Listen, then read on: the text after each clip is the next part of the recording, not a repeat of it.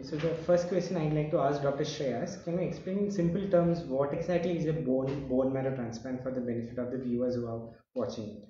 Yeah, so before I go into the details of what is a bone marrow transplant, we have to understand what the bone marrow is. So a human body has about 206 bones, and most of these bones contain a red colored substance called the marrow. And it is from this marrow that all the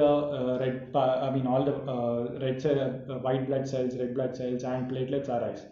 So if this marrow gets diseased, most of the blood cells will be affected. So any disorder which affects the marrow will need to be replaced, and that is what we do when we say bone marrow transplant.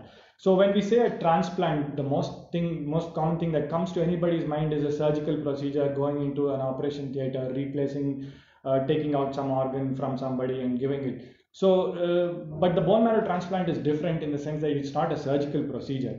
It's more like the blood transfusion, where we take a healthy marrow from a donor and infuse it to a patient whose marrow is diseased. So that is what is a bone marrow transplant.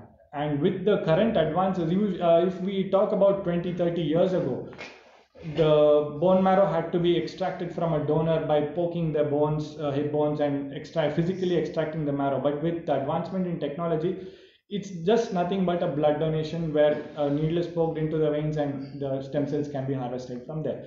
So to summarize, a bone marrow transplant is a specialized medical procedure which is used to treat diseases of the bone marrow. Interesting.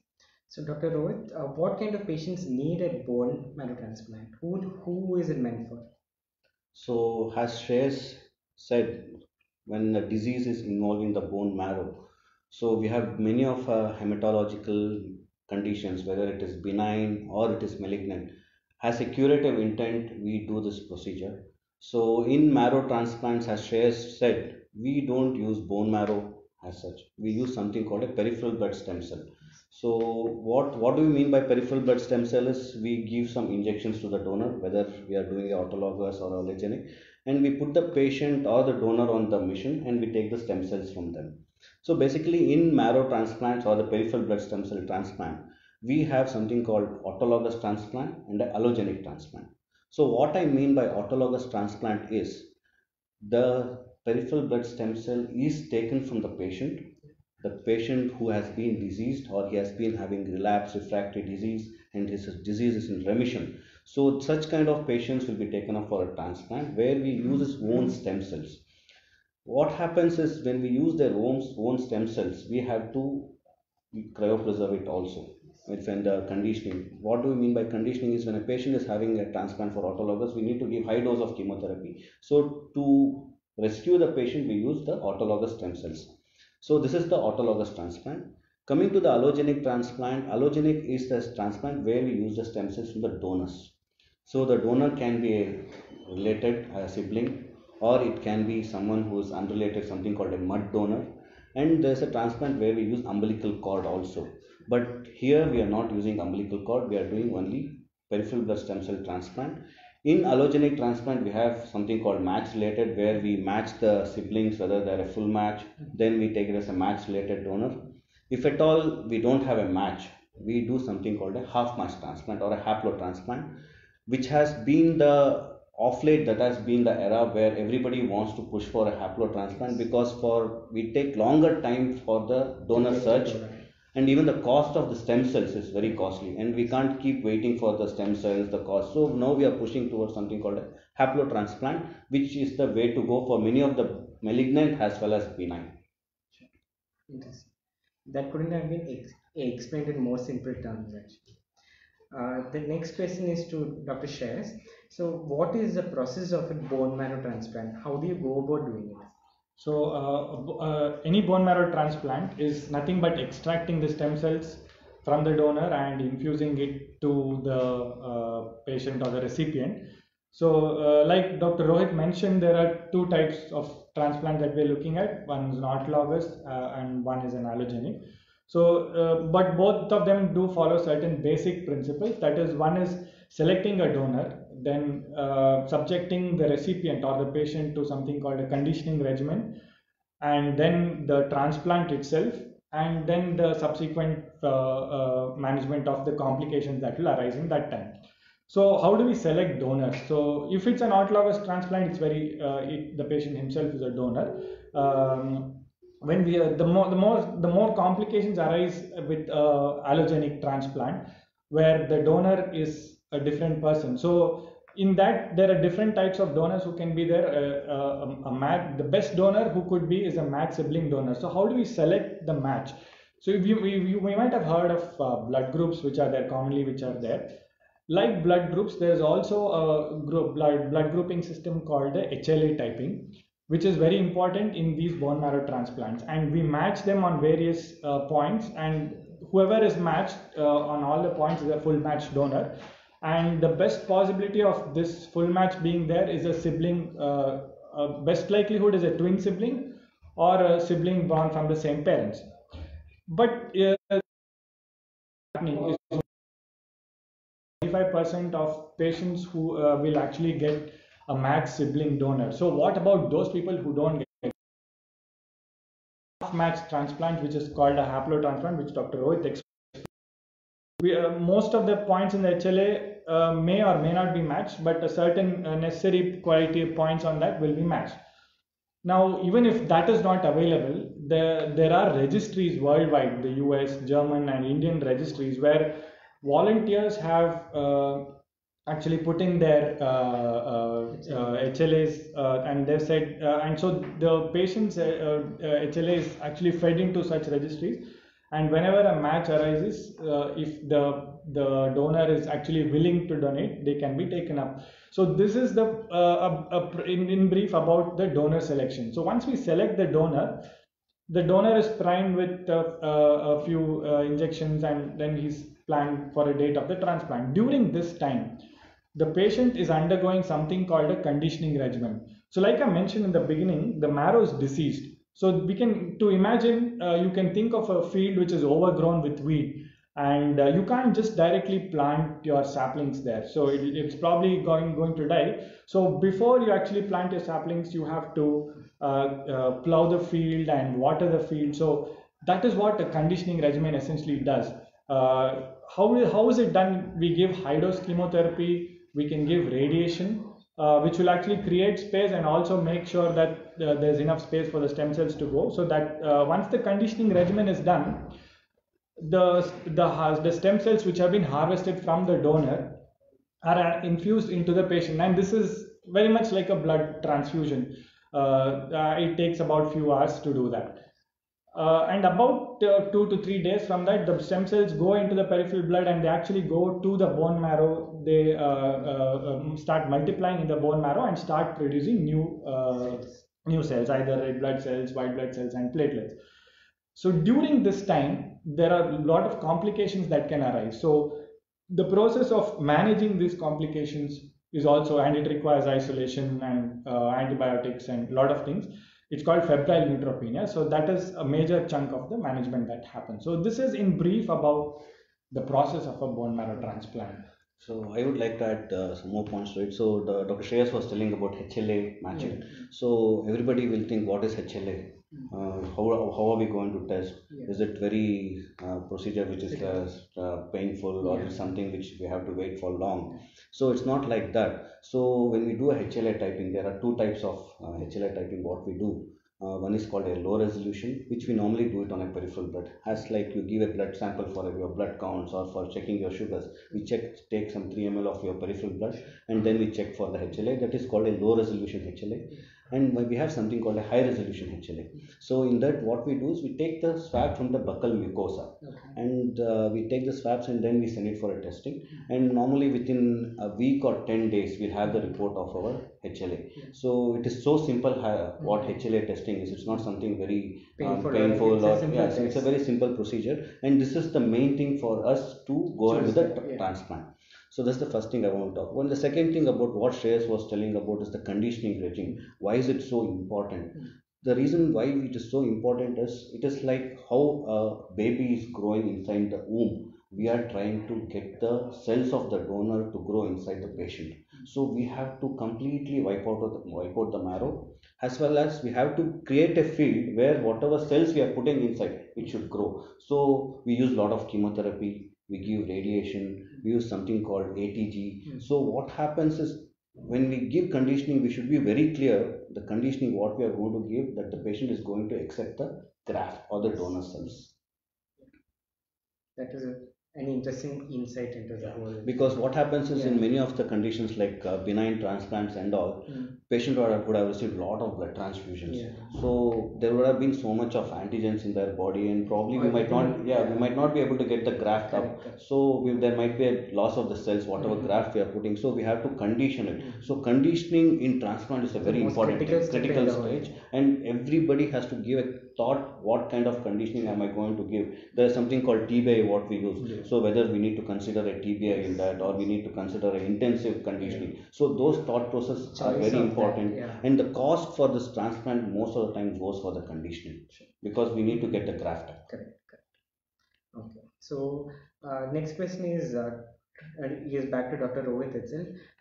Dr. Shreyas explained about the isolation, about the febrile neutropenia and all that. Can you elucidate a little more why the patient needs to be isolated? Why can't the patient mingle with others and all that? Okay. Why do we need specialized rooms? All that? Okay, fine. So as Shreyas told that we need to condition the patient.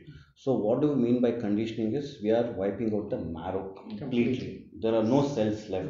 So all your cells, like whatever the bone marrow is supposed to produce, like the RBCs, the platelets, or the WBCs, all the cells of the is wiped off. So basically don't have any cells in them to take care of any infections. So obviously when they don't have any cells in their body to take care of infections, then they have to be in isolation. So what do we mean by isolation is we have rooms where we maintain a positive pressure ventilation. So what do we mean by positive pressure ventilation? The quality of air is so good that normally they don't get infected from any kind of a infection. Like normally we are concerned about fungal infection. Bacterial infection is bound to happen once they become WBC count becomes very low. So the isolation is required for them inside the hospital. The reasons being is to get rid of the infections, like they shouldn't be getting any infections like the fungal, which is very common. Bacterial, anyway, it is bound to happen when we do a conditioning, because as we know we have organisms in our intestines which is required for our metabolism. So when we give high dose of chemotherapy, whatever organisms are in the blood, so it is called a gram-negative infection. So we need to take care of the patient during gram-negative infections. And when we give chemotherapy, they will have lot of mucositis, mouth ulcers. They might have lot of loose stools. So they need to be inside the isolation for giving fluids, TPN, antibiotics, all those things. Then the component support, and basically to manage the toxicity of the conditioning regimes, whatever we are going to give. Like when we give TBI, they can cause swelling in the parotid swelling, or they can cause some problem in the lungs. So in isolation, so basically we are seeing them every day, at least twice or thrice a day. So we are seeing every day, so that what are the changes happening, how we can intervene fast. So in transplant, the main crux is how fast you intervene a problem, you are going to get rid of that problem. You delay your intervention, you are not going to make it up. Anything else you want to add, Shreyas? Just to put it very briefly, and also very graphically, there are times once the transplant is done, till these stem cells actually go into the marrow, reproduce and create, the patient's WBC count might actually be zero. You can actually, there is no army to defend against outside invasion. So, and that's where this isolation is very important. Like you said, this is a specialized room which blows air at a certain pressure, drives out all the air. If there is possibility of an infected air or organisms floating around, it is driven out. So the possibility of a patient acquiring some infection from the air will be reduced. And this can happen from the first week and go on up to 3 to 4 weeks of the transplant. So that's how long it takes sometimes for the stem cells to go into the marrow and start reproducing and producing the blood. So I think that's a very crucial period of the transplant time, which, like he said, intervention, the earlier the intervention makes a big difference in the outcomes later on. So, it's not just the air, even the water is reverse osmosed, ultraviolet purified, all yes, that, absolutely. everything. Yes, Even the staff who's taking care, everything, there's an extra special level of precaution which happens inside the bone marrow transplant. So during this now I want to just tell one more thing. Like, how are we surviving? We are visiting hospitals. Every day we are in the hospital getting exposed to the patients. We are surviving because of the neutrophils. One neutrophil is very important for us to take care of the infections. We don't even need antibiotics. So in transplant, the main thing is the neutrophils which has to come up. Once neutrophil starts coming up, we are not even bothered about any infection because we know the neutrophils are going to take care of it. So neutrophil engraftment, whatever the cells which we require, is very important thing. So that is the reason we require isolation. Once the neutrophils comes up, we don't even need them to be in isolation. We just send them home. Only if at all there are some culture positive in the blood or something, then we might think of giving IV antibiotics. Otherwise, if there are no cultures positive, if a neutrophil engraftment has happened, the neutrophils have come up, we are just going to send them home. And then following it, they will be coming for a follow-up weekly, which we decide on how they are going to come for a follow-up. Interesting. So the next question is towards Dr. Shreyas. Can you explain who can be a donor? Is there any precaution or is there anything to worry about before you sign up to be a donor? Is there anything that you will look out for or anything that you need to keep an eye on? Yeah, that's a very important question. Who can be a donor? India is a country with a population of almost 1 billion. But in spite of that, we find it difficult for patients to actually get donors. So who can be a donor? So if we talk about an autologous transplant, of course, the patient himself is a donor. So we let that aside for a moment. For an allogenic transplant, like I said previously, a matched sibling donor is the best donor, but not all of us may have siblings, and even if we do have siblings, not all of us will have matched donor. They'll not have the same HLA typing as us. So what to do in such patients? So that's where the new the innovation called the haplotransplant is coming, where the close relatives like the mother or the father from whom the 50% of the HLA comes for a patient could be the next possible level of donors, where we can look at what the critical points of the HLA which are typed, so they can be donors. These are called haplodonors. If that is also not possible, we look at registries worldwide. Now, looking at registries worldwide, you look at the US registry and the German registries. It's very expensive and labor intensive to get those get the graft from there, because first you have to match with somebody's HLA there in that registry. Then the donor there has to be willing to get it. But it's sometimes sad that a country with a population of 1 billion cannot really have a donor who can will match with it. Absolutely. So for that, there are directories within the subcontinent which do have some, and they are actually increasing in numbers day by day. But my message or my request to the young people out there is that if you're up to it, you should volunteer to be a marrow donor, because it may just be a matter of few days of taking a few injections and it's completely safe. Whereas for somebody who's going to receive that marrow, it may mean a matter of life and death. So like that, if you look at that, the answer to that question that you asked me, who can be a donor? Anybody can be a donor, but they have to be willing to undergo a completely safe procedure, but a few days and few hours of in that for 4 or 5 days to commit to this process. But yeah, anybody can be a donor. Any age limit is there for that? Yeah, so there is no specific age limit. Anybody can be a donor, but yes, we would prefer younger adults who have not been exposed to too many infections and transitions. And even the infections also doesn't matter. They say sometimes that females who have given birth are not really preferred because during childbirth they get more antibodies in their blood. But yeah, that's just a matter of something that can be sorted out even during the transplant with the conditioning regimen that Dr. Roach spoke about. So it's usually the younger adults, and if you want to really put a number to it, I would say less than 45 years. But yeah, it doesn't matter at all. If the donor is healthy and there is a match, I think we should go ahead to. So the reason, one more what I would say is, so as Dr. Shreyas was saying about the age. So why is it important that we need young donors? So when I started with my talk on this, what is a transplant? We are trying to grow cells in a patient. Yes. So if the cells are young Yeah. and not exposed to so much of antigens in the Yeah. antibodies, so the cell is not going to be bad. Okay. And once we infuse the cells into them, they are going to grow, Mm. because whenever we get exposed to any infection, we have antibodies in them. Yes. So the same antibody we are going to put it in the Into the patient also. patient. So if it's young, then we won't have so much of issues. Yes. And the other thing is, what happens is, as we grow old, our marrow function also can become less. So if the marrow function is getting less, then obviously we can't use the same cells for the patient. Yes. So obviously that becomes a risky procedure where we are infusing the cells, but whatever the cells we are growing in the patient, that's a defective cell. So we don't want that to happen. So young donor is really good. Age has said we don't have specific criteria, but we want a young donor because we are trying to recreate a human being in someone. Yes, yes.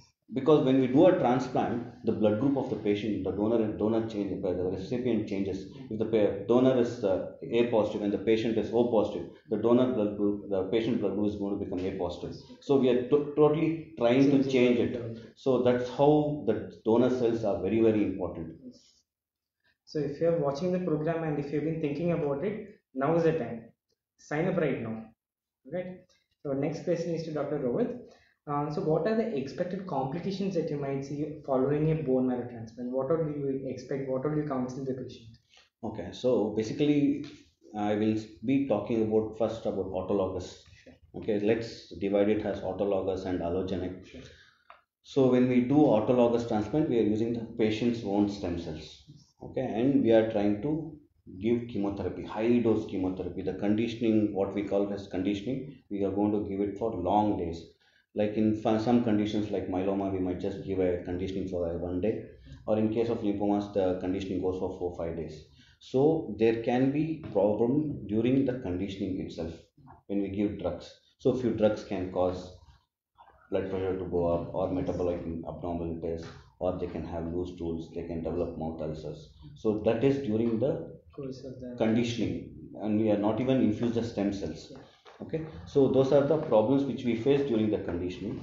And following the conditioning, when we are infusing the stem cells, so in myelomas we take the stem cells and we preserve it in the blood bank at 4 to 8 degrees for a day, and the next day itself we are infusing the stem cells. So we are not cryopreserving it, so we don't have any complications when we infuse the stem cell which is not cryopreserved. But in lymphomas, because the conditioning goes for so long, almost 4 5 days, we need to cryopreserve it.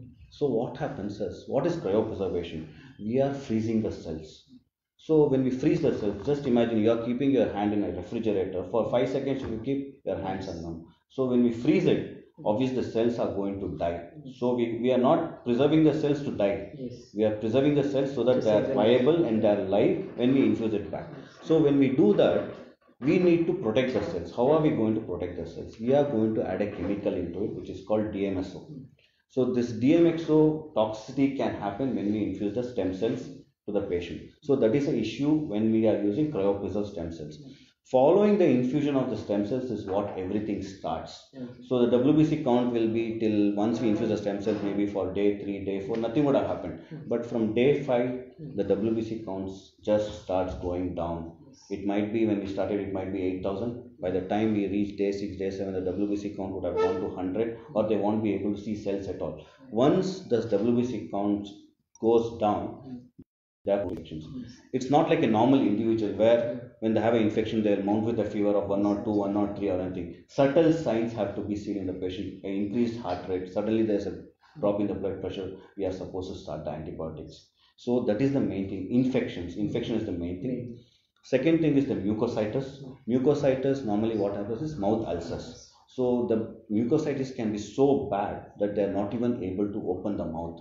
So they can't even eat. So few days, what we do is we just tell them don't take anything by mouth, and we start them on total parenteral nutrition. Then loose stools.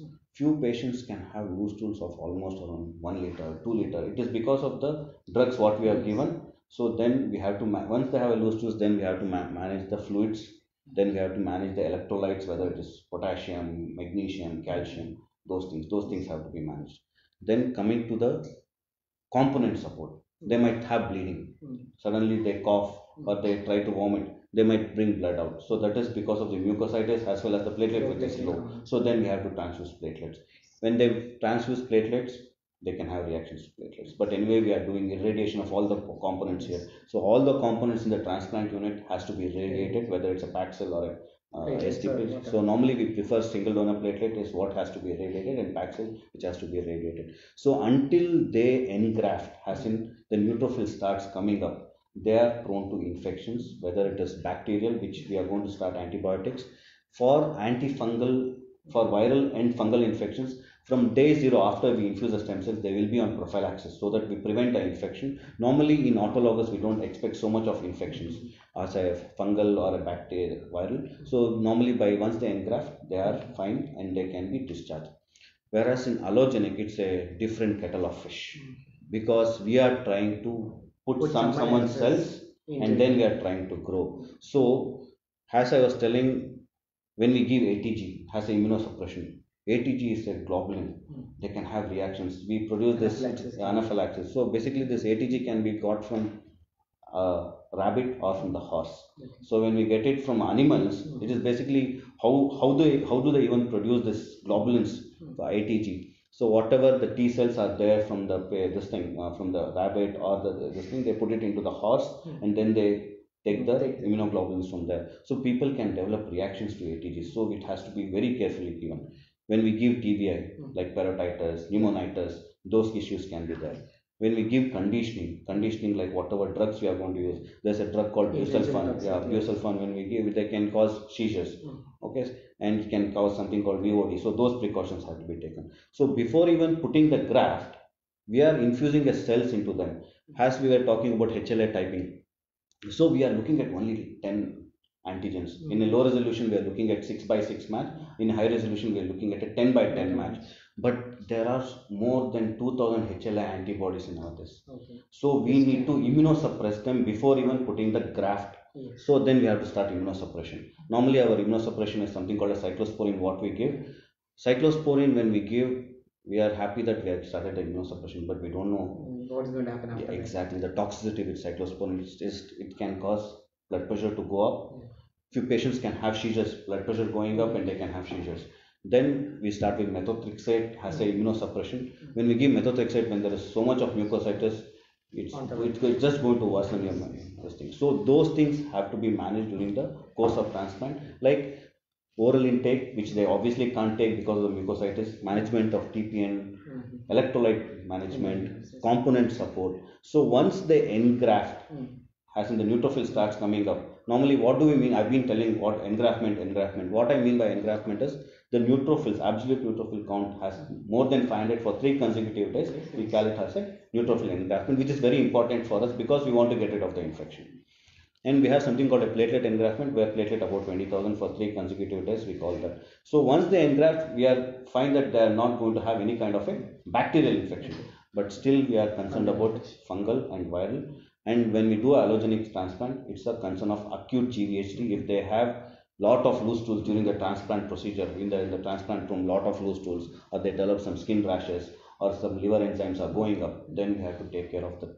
So it is something called acute GVHD. These are the acute changes, acute complications which can happen inside the transplant unit. Once they get discharged, there will be chronic complications which will be managed on OPD basis. Anything you want to add, Shreyas? So I stress more on the GVHD part of it. GVHD is nothing but graft versus host disease. Like he said, there are two mismatched. There's a different person's blood or a marrow which is going inside. So there's bound to be some sort of a reaction. If it's matched, the chance of this reaction happening is very less. But let's say when we're doing a haplotransplant, when the match is half of it, so there's a very high possibility that the donor cells that we are infusing into the patient go around, spread around, and recognize the patient's body as something which is different and start mounting a reaction. This is nothing but graft versus host disease. And this commonly happens in the gut, where, like you said, loose stools develop, and it can happen in a very explosive way. It happens right overnight. and if you don't spot the changes, it can create a lot of problems. Similarly, it can attack the liver, where there can be damage to the liver, the jaundice can develop overnight. And also it can happen on the skin, where the skin starts to peel, and yeah, so the problems can happen. The same thing which happens on a slow basis over a longer period of time is called chronic GVHD. It can affect the bone, where bones become weak. It can affect the eyes. It can affect the skin over a longer period of time. It can affect the mouth. So any area where there is an interaction between the infused donor cells and the patient's own cells can be a site for the GVHD to occur. So GVHD is a huge spectrum, but GVHD is not the enemy. A little bit amount of GVHD, like there are various grades of it. A very minuscule amount of GVHD is actually good for the patient. It also tells the physician that the graft is working and there is some amount of interaction that's happening, and the blood cells are being produced. So only when it goes out of hand is when that becomes a problem, and that's why we have so much of immunosuppression and other things that are going on. So it's a very important thing what she has brought about graft versus host disease. See, when we do transplants, we are infusing the stem cells from someone from donor. In malignant transplants, when we have GVHD, we think there can be something called GVL, graft versus leukemia effect.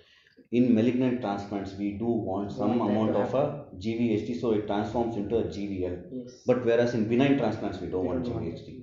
So that is the main thing. In malignant, we do expect a little GVH is very, very important for a GVL, so that we don't get the leukemia or any lymphoma back. Whereas in benign transplants, we hate that we don't want GVHD. We want a good amount of immunosuppression, because GVHD in malignant is good, whereas GVHD in benign, it's a horrible experience. It's not desirable. Okay, that was an interesting insight actually. I know the viewers might be scared listening to all the things that they said about the bleeding, about the loose stools and all that, but please don't worry about it. It's all part and parcel of the thing, out of which when you come, you'll be, once the transplant happens and once you're discharged, that's good. So don't get discouraged listening to all that. So the next question is to Dr. Roel. So what are the facilities for the bone marrow transplant unit that we have here at the Bangalore Baptist Hospital? Okay, so we inaugurated our transplant unit on Jan 25th. We are very proud to say that we got it inaugurated by a person who's the to be called the Dawn of the transplants in India, Dr. Maman Chandy. Just last year he got a Padma Shri. We inaugurated a 4-bedded transplant unit. The transplant unit has 4 beds. There are few things which we wanted to incorporate into the transplant unit, because when you start seeing so many transplant centers across the country, you always want to do something different. So what have we done differently here? Every transplant unit, every transplant room has a separate hair handling unit, which is probably I'm not aware of whether probably I might think like that. Yes. So every room has a separate hair handling unit. So all the 4 rooms have separate hair handling unit, and the nursing station, the other rooms have a separate hair handling unit. Why is it important? Because we don't want the mixing of the air happening from one patient to another. Normally, some infections like RSV and all, we want to just isolate the patient. But here, since we have separate AHU for the patient, so we are not bothered. So there can't be mixing of the air from one room to another room. That's the first thing. The second thing is about the water. Normally, they say quality of water should be good inside. We have a RO unit. We have a UV unit, so whatever the water is going inside, it is so pure that you can even drink, but we are using it for patient to take bath. Yes. The next thing is, normally any transplant unit across the center, this thing India, I'm not aware of. Normally they don't entertain an attender to be with them. We have an arrangement where one attender can stay with the patient from the day patient gets inside the transplant unit till the day of discharge. The next thing is, normally when the patients stay for so long, normally in autologous they might stay for around maybe 3 weeks, whereas in allogenic it can go up to 4 weeks. So obviously patients, family, attenders, they are very expectant. Let me see what is happening. Let me see how she is, whether she is doing well. So we have made the option of, so that the attenders can walk out, come out, and we have made a corridor where there's a glass window. There's a picture. Yeah, I think it is in there. So there's a glass window there where the patient, the attender over there, they can just give a call and talk to them, and they can see what is happening.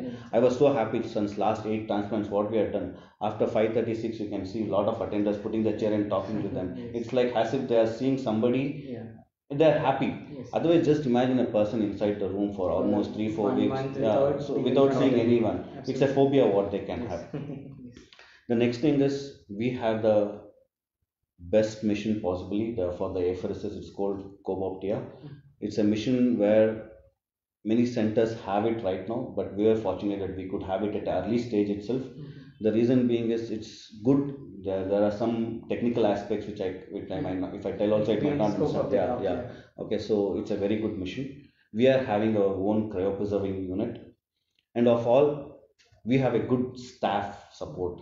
See, transplant or whatever we do, it's not a single-handed job. It's a basically a teamwork. So Shreyas and I are there. So, but that doesn't end. We need the support of the nursing. Nursing is very, very excellent here. They have to be very, very dedicated. Yes. Then coming to other support, what are the other support? We need somebody to shoulder us in our absence. So radiation oncology department has you and our HOD, Dr. Saru, Dr. Anupama. They have been very good support because at times we have to see the patient or we are not able to see the patient, so they go visit, Yes. see them. Irradiation of products, Yes. that's very important. So it's basically a teamwork. Even the lab is very excellent. Yeah. Administration has supported us a lot for whatever program we are doing, and that's basically in the interest of the patient what we are doing here. Basically we are trying to do a good job so that the outcomes are better. Yes. We can treat patients better. Yes. Ultimately when they walk out of the hospital, we expect that they are happy and they should say thanks, we enjoyed the stay here. Absolutely. Most of the people might not say when they come to the hospital, when they stay for 3 to 4 weeks, they might not say I enjoyed my stay, but here patients are saying we enjoy staying here. Absolutely. Possibly there might be multiple things, whether the way we talk or whether the room what they stayed in, the glass or the care food. that the Yeah, staff gives, at times there might be a days when they said food is not good, so the taste is not good. Obviously they don't have taste, but we should be very clear. Okay, we'll do something. But at the time of the discharge, they've been so happy. They say we enjoy the stay here. Anything else? Shreyas? Don't add anything, Shreyas? Yeah, I mean, he summarized most of it. It's just that, again, it's the teamwork that's there. Also, talking about the support team, our partner labs, the blood bank, and our regular labs are very supportive, as in we get our results whenever we want. It's very important for us because, like we have been telling, every point of during the transplant, things are very crucial. The earlier the action prevents complications later on. So, the support staff, in terms of various from blood bank lab to getting the blood products, is all has been managed very well so far. So I think that is also one of I would say the important things that we have to say as an offer for services in the transplant unit at Bangalore Baptist Hospital.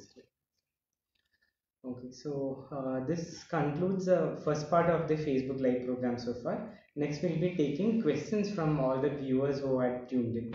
So I'll start with Dr. Rohit. Mr. Sharvana M has a question. What diseases can be treated with a bone marrow transplant?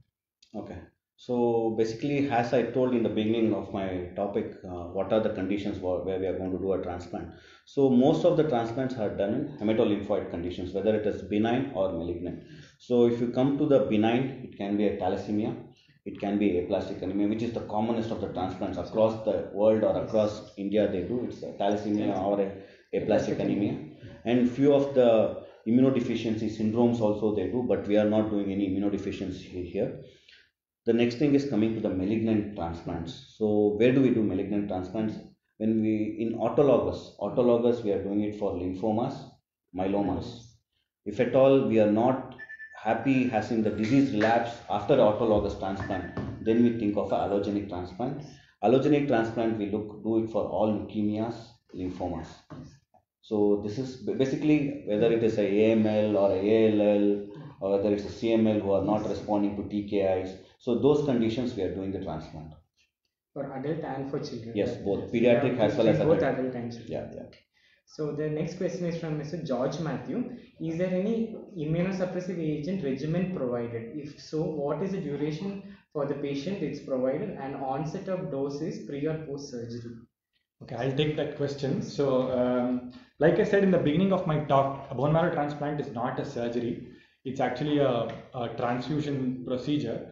More like a transfusion procedure. So, immunosuppressive agent, of course, is provided. It starts most of the times when we do an allogenic transplant. It is the immunosuppressive regimen starts just a few days before the graft is infused, and it will go on indefinitely depending on various factors.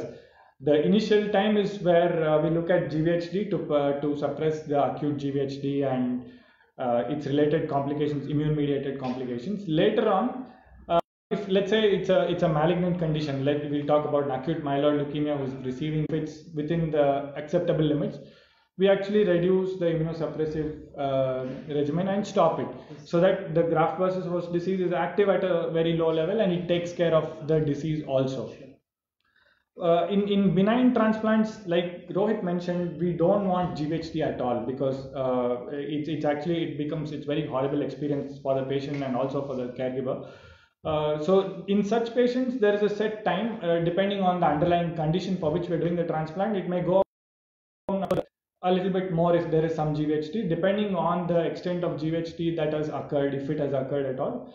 A year and more is what we are looking at giving the immunosuppressive regimen. So once a year happens and we observe that there has been no immunosuppressive regimen, there's no GVHD that's occurred, we actually reduce the immunosuppressive therapy and stop it, and then we'll wait for a while for the immunity to reboot, and then we can revaccinate and other procedures happen after that. So what Shreyas said, see this how many days of immunosuppression, it's a lot of juggling which happens, because once you have a GVHD, you have to manage the GVHD, but at the same time we need to look at what is the chimerism happening.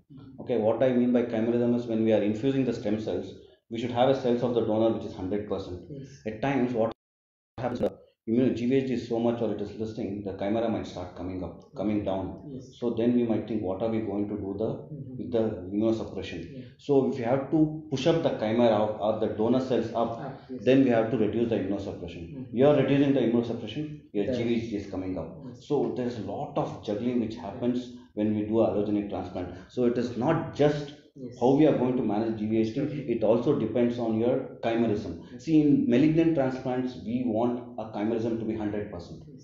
Whereas in benign, we don't want a 100% chimerism. Even mixed chimerism is okay with us. Whereas in malignant transplant, we want the chimerism also to be there, good 100%. At the same time, we have to manage GVHD also. So there is no timeline, as what Shreyas said. There's a lot of juggling which happens, so that we have the graft up for a long time, and then probably once there is no GVHD, we have 100% chimerism, then probably we might slowly get rid of the immunosuppression. Like one of our seniors in Vellore used to say, it becomes more of an art rather than a science in itself, where you it's a juggling. manage that. There's no straight answer to it. It's a tricky slope. You have to deal with it as and when it comes. Every single patient will teach you how we have to manage it. It's very difficult. There is nothing time bound. Not every patient is the same. Not every disease is the same. And whatever, as I told you, conditioning also varies. So it all depends on what conditioning we have given. If our conditioning has been good, we might not have GVHD. Like Shreyas was telling about haplotransplant. Why were people very scared of doing haplotransplant? Because we didn't have a GVHD control over it. But right now there are so good drugs to get down the GVHD. So everybody is pushing for a haplotransplant. Haplo is 50%, 50 match. So the next question is from Preeti Amal. Can I be a voluntary donor? What is the procedure and the risks which are involved in the same? Okay. Fine. So voluntary donor is what basically is patients who are ready to give the stem cells. Okay, so what is the risk involved? I might say the risk involved might be like crossing the road in Bangalore in a heavy traffic. The risk is only so much. But you are doing a noble job by doing a giving a stem cell. So as I told you, how are we even going to screen for your HLA? Either it's just a buccal swab what you are taking. Your buccal swab is taken, your HLA type, and your HLA is on the cloud. So if there is any patient who requires the stem cells, they will just give you a call. Once they give you a call, you should be ready that I am going ahead for the donor to donate the stem cells. So when you are going to donate the stem cells, there will be few blood tests which needs to be done. And main thing is now you are a person who are going to save somebody's life. So you can't be happily roaming around everywhere, crossing the road because you have agreed that I'm going to give the stem cells to him. If you back out or something happens to you, then the patient who has already been conditioned, he is not going to make it up. So you are so important for that. So it's a social responsibility. It's a responsibility which you are taking once you say I'm going to become a donor. Basically, then they give some injections to build up, get the stem cells out, and then we put you on a machine. The procedure might take around 3 to 4 hours. Then we collect your stem cells. Basically, when you start GCSF, you might have little body pains, some kind of a myalgia or some raising blood pressure. But 99% of the time, you are not going to have any problem when you donate a stem cells. At the end of the day, once you see the patient who's been cured, normally when they become a voluntary donor, the donor and the patient won't even know their identities. At least they keep the identity unknown for at least 2 to 3 years. Only after maybe 3 4 years, when the registry decides, okay, let me put the patient across to the donor. So when you see the patient that you have given the stem cells, you will be the happiest person on that. That I have done something. You are a voluntary donor. You have pledged that I am going to donate the stem cell to. So there are websites where you can sign up to be a donor, and the procedure is as simple as giving a blood donation. It's as simple as that. The next question is from Zuan Highland. What are the prerequisites for a person to be able to become a donor? Yeah, so prerequisites, there's no specific prerequisite like that. If you are healthy and if you are otherwise an active, a younger person, you are fit to be a donor, and you should have the mindset to, yeah, I mean, you should be ready to save a life. Yeah. That's all. You should be strong. Yeah, that's all. Strong that I'm going to give the cells. That's all it takes. Because yeah, when a lot of donor drives do happen in colleges and workplaces, when enthusiastic people actually sign up for that, their HLAs are given. But when it actually comes to when the HLA matches and the donor, when it comes to it, there is a lot of backing out that happens, and it leads to, I mean, of course, it doesn't really reach the patient, but it leads to a lot of disappointment because you could have actually saved life. The reason for backing out may be personal or geographical or many other things, but yeah, so the only prerequisite is that you're healthy and you're willing to be a donor, and you are willing to give a few days of your life and few hours in those days to dedicated to saving a person's life, and that's what is the only prerequisite. For the details of that, I would suggest looking up online. There are various registries within our country and abroad also. You can enlist on any of those registries, both here and abroad, and multiple registries, and they have a huge checklist and donor information program. You could go through that, and that will answer most of your questions that there. So the next question is to Dr. Shreyas. Whom or where do we contact for a bone marrow transplant or treatment of blood disorders in Baptist Hospital? Okay, that's very simple. You contact either Dr. Rohit or me. You come to the hospital, ask for Dr. Rohit and me. We have a separate section in the hospital which is dedicated to oncology services and a separate hematology wing. Both Rohit and I have our offices there. All you have to do is come to the hospital, to the info desk, and ask for an appointment with either me or Rohit. Recently, we also have the option of going online, taking an e-consultation. You come with all your records and have a chat with one of us, and we'll see what we can do for you. You don't even have to step into the hospital for that. Via phone, via WhatsApp, via Zoom, we have a lot of options for that. So the next question is the bone marrow transplant procedure for children the same as the one for adults? How long does it take to recover from the bone marrow transplant? And is the bone marrow transplant same as a stem cell transplant? These are three different questions. I'll start with Dr. Rohit. You can answer maybe the first part. So probably I'll go from the bottom. Okay. Okay. So bone marrow transplant is the same as stem cell transplant. Yes, it is the same. Basically, where are the stem cells? They are in the bone marrow. So as Shreyas started with this topic earlier, what used to happen is we used to go to the bone, take the bone marrow from there, and then we used to infuse it. So right now what we do is we don't do bone marrow transplant, we take stem cells. What we are going to do is we give some injections called GCSF injections, so that pushes all the stem cells into the peripheral blood, as in wherever if we have to draw the blood, and then we put a cannula into the patient's the donor's vein. The cells get collected in the machine, and then we use it for the transplant. But there are few things which are there here, which it's very technical aspects, the scientific reason. As I was telling about transplants in allogenic, like benign and this thing, the malignant, we don't want GVHD in benign transplants, but we need GVHD in malignant transplant. So if it's a small baby, we want to do a transplant for a benign thing, we might not push it for a peripheral blood stem cell transplant, because what happens is this peripheral blood will have a lot of T cells, so that can cause a lot of GVHD. Whereas the marrow graft doesn't have so much of T cells, so they might not have so much of GVHD. So in a pediatric patient, whether if you are doing for a thalassemia or aplastic, a small kid, or less than 5 years or 6 years, we might just push them for a bone marrow graft, because we know there won't be so much of GVHD. When we do a peripheral blood, then obviously we expect a lot of GVHD to happen. But if at all we have to completely push for a peripheral blood transplant, then what we do is we do some tweaking in our conditioning, so that we don't get so much of GVHD. How long does it take to recover from the bone marrow transplant? So I'll answer both the questions. The first question is the bone marrow transplant procedure same for children as well as for adults?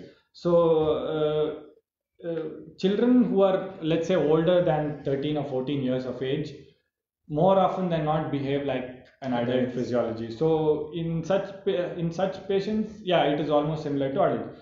But as you let's say we have done transplants as far as young as a year old, the child is year old, to the oldest patient. So in such patients, every thing in the conditioning regimen to the graft infusion, everything depends on the child's body weight and the height and the body surface area. So there are a few differences which mostly boil down to the conditioning regimen that we use and the immunosuppressive agent that we use, and also the amount of stem cells that we infuse into the patient. Those are the essential things that differ when we look at children versus adults receiving the graft. So I'll add on something to that. A child also can be a donor. A small child can be a donor. Let's say we have a thalassemic patient. The patient is 4 to 5 years old. The younger sibling who's fully matched may be about 2 to 3 years old. They can be, if they're fully matched, they can be a donor. So again, based on their body weight and height, we calculate how much stem cells can be extracted. And yeah, so that the essential difference lies in the body weight and the overall do of the child. But of course, when you take a patient into transplant, a lot of things come into play, which we are trained to do that. Yeah. One more broad question, what are general outcomes following a transplant, both allogenic and autologous?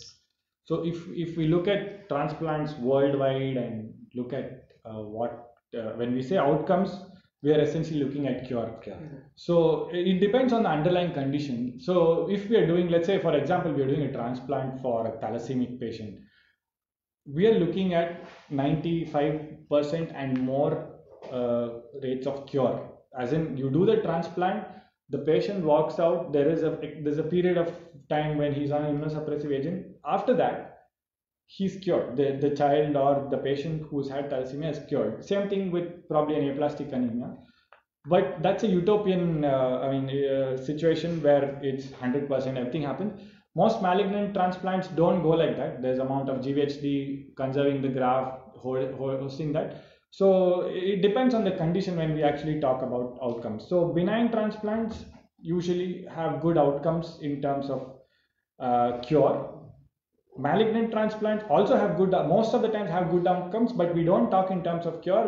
We talk in terms of disease being in remission, and the patient gets to lead a normal day-to-day life. And the quality of life index is finally what we're looking at when we look at transplant. If Rohit So basically what we think is transplants are done with a curative intent. In benign, we are very sure that we are going to cure. In malignant, what happens is it depends on what stage we are doing, whether it's a relapse at the first or it's a relapse at the second thing. So then what kind of donor we are using? So all outcomes depend on that. But Different whatever we are factors doing, are yeah, involved. there are a lot of factors involved. But if you ask me, is transplant 100% curable? I will say the intent of treatment is cure. Right.